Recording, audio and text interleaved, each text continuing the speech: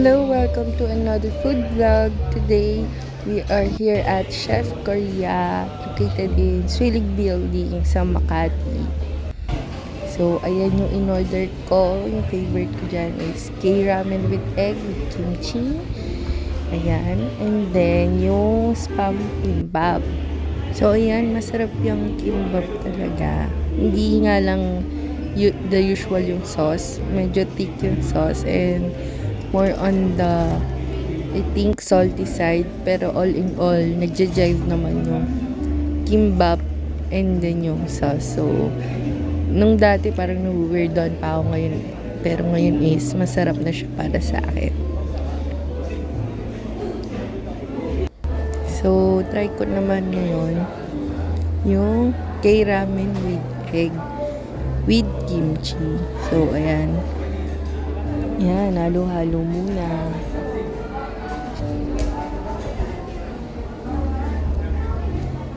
And then, mainit pa. So, di ko kayang ihigupin yung sabaw ng wow. So, nalito pa nga paano kunin yung kutsara tinidor. So, hindi ko pa kayang higupin yung sabaw galing dun sa bowl. Ayan, kailangan ihipan guys. Pero ang sarap talaga, ewan ko, may something dun sa broth ng ramen kapag niluto ng yung benta ba, yung galing sa restaurant.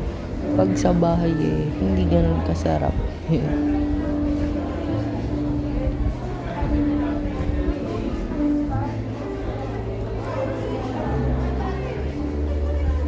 So, next natin try is yan, yung noodles.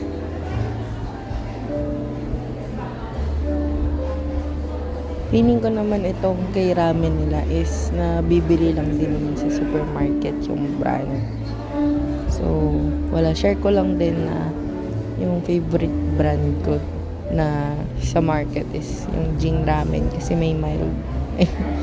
Hindi kasi ako ganun talaga ka-fan ng maanghang. So, pero sa K-ramyun is talagang tinitiis ko yung anghang. Kung no choice tayo. Basta gusto ko makakain ng ramyun. And then, favorite thing ko pa na ginagawa is talagang maghalo ng kimchi sa noodles. Ang try nyo guys. Talagang magandang combination, masarap siya. Though yan nga lang sa Chef Korea is medyo may smoky taste yung kimchi nila. Hindi sila ganun kasi ng mga regular kimchi na makikita sa market, yung mga nakagarapon or microwavable. Hindi ganun yung lasa niya, pero more smoky and also on the sweet side. Pero partner pa rin. Tama pa rin i-partner dyan sa ramyun. Masarap guys. Try nyo dito sa Chef Korea.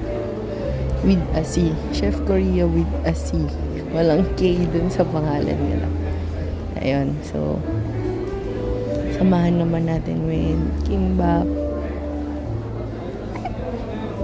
Ayun na nga. Hindi pa sobrang galing ng chopstick skills natin na disassemble na yung kimbap natin.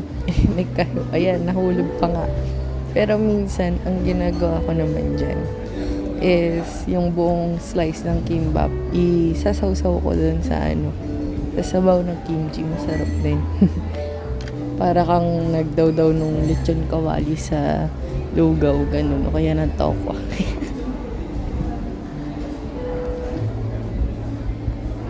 Ito pala guys, yung in-order ko is 100 plus yung K-ramyun. Hindi ko sure, 140 ata with egg.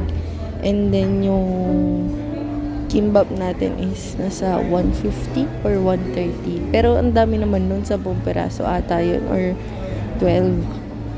Kaya sulit naman yung somewhat 290 natin dyan, yung less than 300 natin na budget. Kasi talaga gusto ko talaga yung Korean na cuisine Ewan ko, kaka-K-drama. Ano. So, ayan. Nag-a-assemble ako ng itlog kimchi. Iniwalay ko na yung noodles kasi gusto ko sabay-sabay sila. Hindi ko kasi ma-chopstick kasama nung noodles yung kimchi kasi maliliit yung slice, parang naka-mince, parang pang menudo.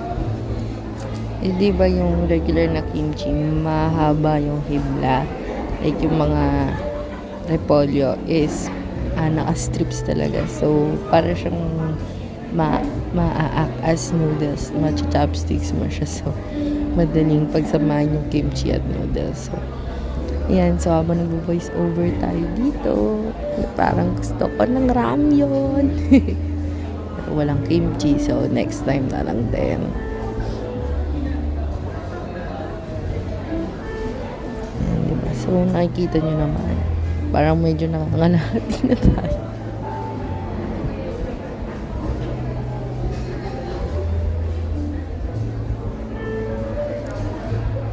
So, di ko sure kung sa Korea ba ganyan din kaya lasa. Ano mo?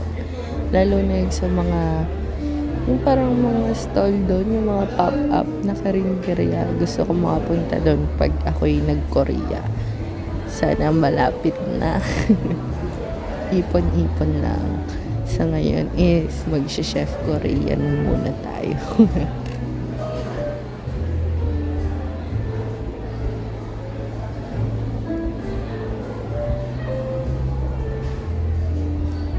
So, since guys, talagang isang pack yung isang order nito.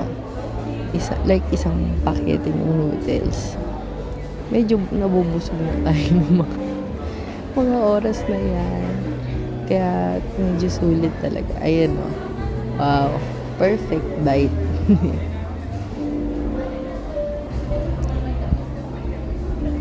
Ay, yun nga lang. Hindi siya perfect bite.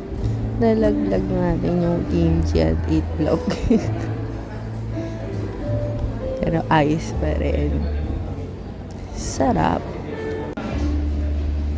Yan. Ibang view naman. Charis. Bakita ko lang yung status niya. Ayan o. Lapit na. Pero madami talaga guys. Kaya sulit. Mabubusog ka naman talaga. Kahit yung ramyun lang yung ordering mo.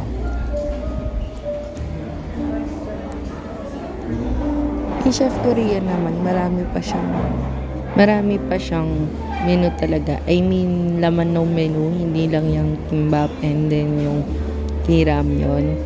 Meron pang chicken wings or like yung Korean chicken with kimchi rice, bulgogi, tas nagsisell din sila ng onigiri dun sa harap ng stall dito sa Zwillig.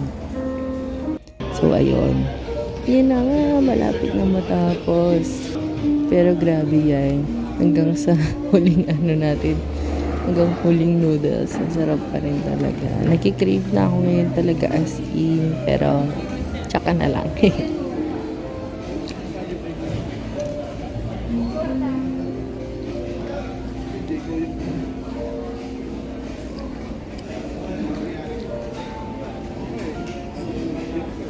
Yan, pa isa-isa na lang.